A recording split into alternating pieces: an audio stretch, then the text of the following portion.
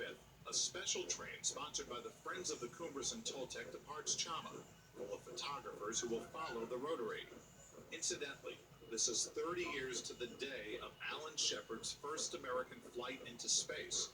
One can still ride a steam-powered train out of Chama. So now it's Sunday, May 5th. So special train with the Friends of Cumbres of Toltec departs Chama. So number 48 from Chama, Mexico to Los Pinos, Colorado, and returned.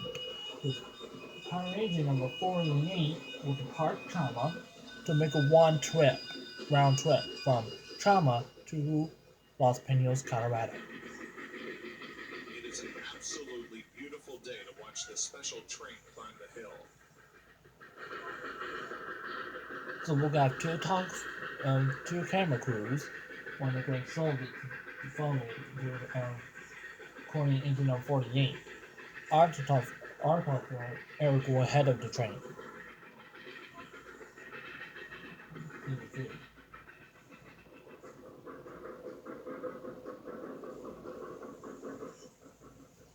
Watching the train climb uphill near Coxo, one can almost imagine that this is the old San Juan passenger train on its way to Alamosa. Now the train about to cross the Highway 17 crossing of Coxo. So it looks like the doctor needs to call for help. Train needs assistance. So he can't go further to the icy rails. So the work train will coming down. So I coming down from Windy Point, to Windy Point. I'm coming right down, couple up. He needs help. Although the rotary has cleared the line of snow, the train soon stalls on the still icy rails and has to be rescued. Here the work train backs down Windy Point and then helps the passenger train the rest of the way to Cumbres.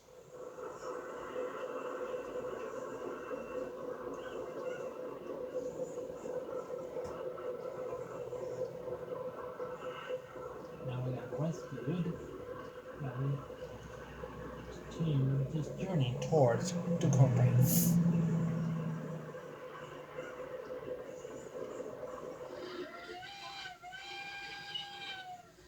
Once the passenger train has safely made it to the summit, OY goes back into action.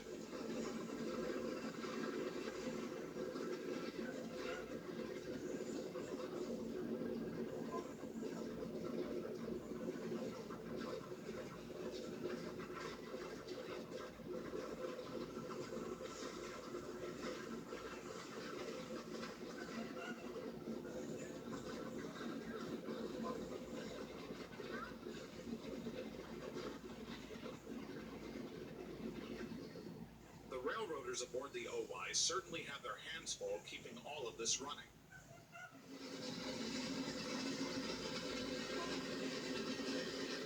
The first thing that the visitor to the Rotary's wheelhouse notices is the incredible vibration. The snowplow does indeed shake its riders. Run. The second sensation is that the whole process is quite slow. The speed of the train is kept to basically a walking speed. You don't buck snow with the rotary. You come up against it nice and slow and easy. You get the wheels spinning at a speed that you can throw the snow clear of the chute without over revving the thing, obviously. And if you go too slow, it'll stall out when it hits the snow. If the engines try to shove it too hard into the snow, the wheel can't keep clearing itself fast enough that it will stall itself out. So the engineers behind us have to keep shoving at a nice, steady, even, slow speed to keep us from stalling out and keep the wheel spinning. It's a very slow, kind of lethargic kind of situation. You don't go very fast.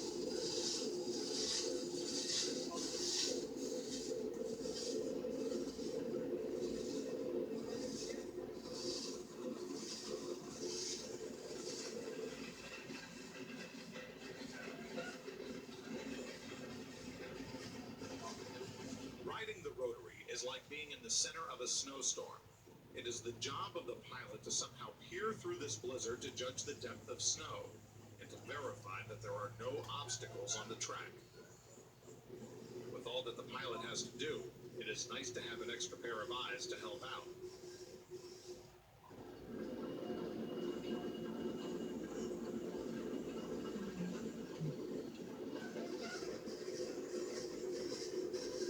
Back in the body of the OY, the wheelman is busy controlling the revolution of the wheel and watching for the pilot's instructions. In the back of the rotary, the firemen are hard at work, making sure the steam pressure is where it should be.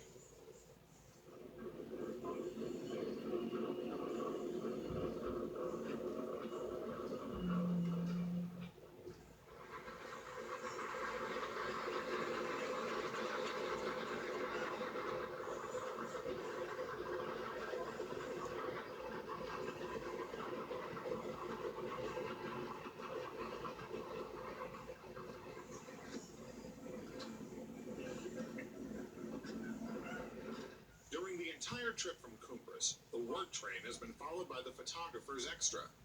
After the rotary passes Los Pinos, OY is on its own as it plows on into the mountains. Now the special train will turn to Chama.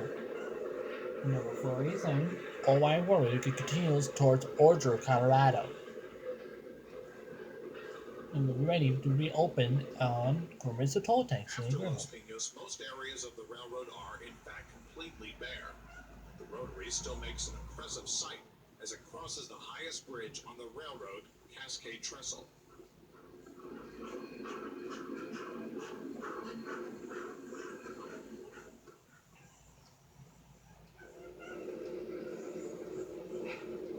Although most of the line is clear, the train from time to time still runs into some snow.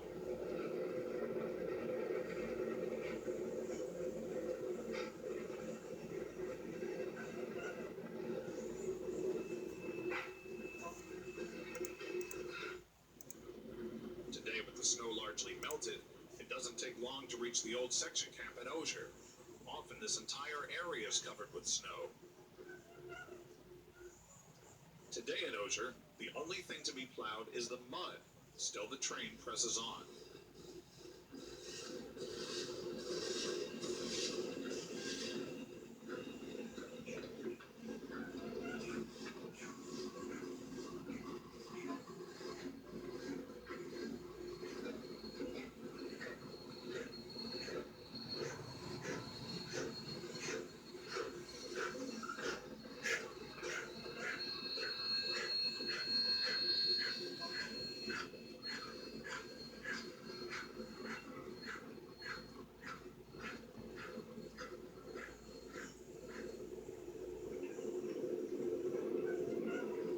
Just east of Osier is yet another large cut filled with snow.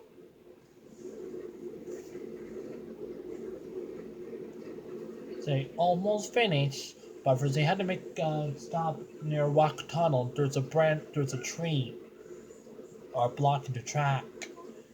Once the railway is open, they get to work. Then, once he finished those trees done, there's to be one more plow, one more trip to be plowed, and we'll be done. And we'll check the tracks. There's anything uncovered, so the railroad will be opened up to Cumbres Toltec Scenic River.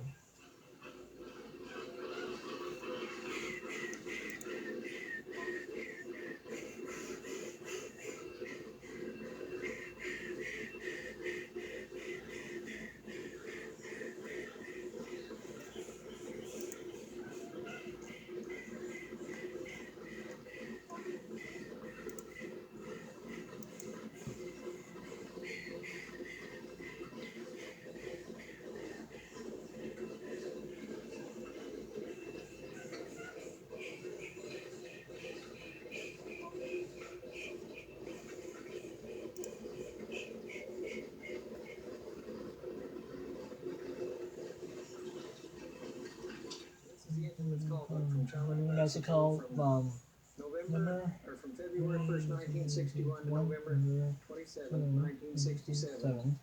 this book shows the engines and the crews that were called out of Chama, New Mexico. And on March 2862, they run a rotary again. And the engine crews that time were on the OY was Greathouse was a pilot. Fireman was Carl Jack. The field hand was Edgar Dunn. And the fireman was Pete Begania.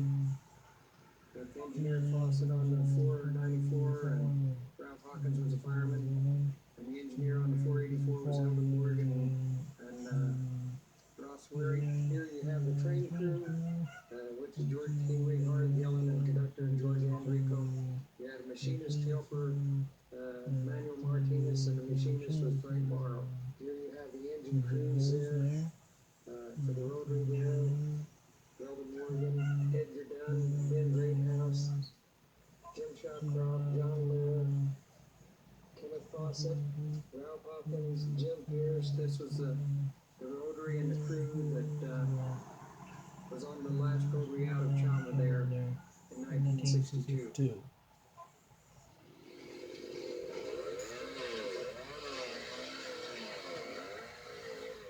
As the work train nears Rock Tunnel, the section gang is hard at work clearing a downed tree. The railroad is open, and the track crews can get to work. Still, as the sun sets in the west, there is one more drift to be plowed.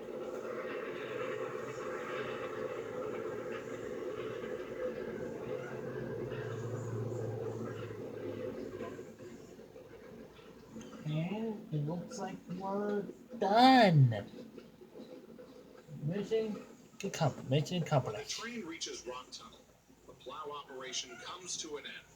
Still, it is remarkable that over 100 years after rotary OM was introduced to this railroad, the OM and the OY are still called upon from time to time to charge out of Chama and open up the Cumberson-Toltec Scenic Railroad. We did it! They done! Now we can open up the Cumberson-Toltec Scenic Railroad. We hope you enjoyed this video. See you next time for another episode of Cumberson-Toltec Scenic Railroad in 1991. Bye!